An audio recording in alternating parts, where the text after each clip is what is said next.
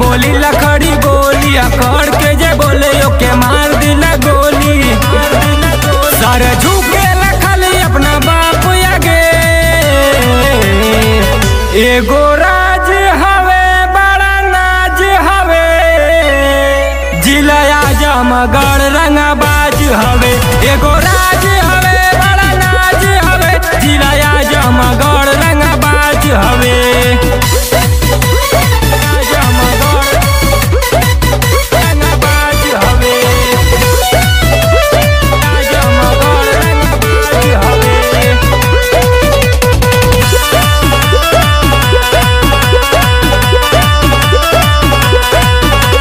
जाति धर्म के न कौनो विवाद बा यही जाके लोगवा त सगरो आजाद बा।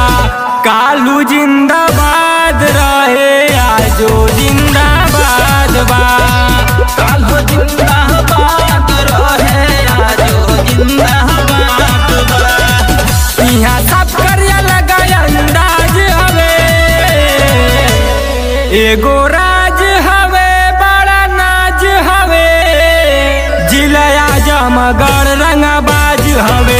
एगो राज हवे बड़ा नाज हवे जिला आजमगढ़ रंगबाज हवे। आजमगढ़ रंगबाज हवे। आजमगढ़ रंगबाज हवे।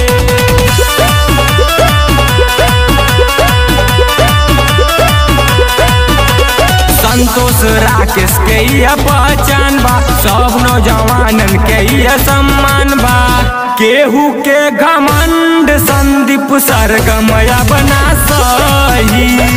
केहू के घमंड नहीं संदीप सरगम सही। बच्चा बच्चा के गरम मिजाज हवे एगो राज हवे बड़ा नाज हवे जिला आजमगढ़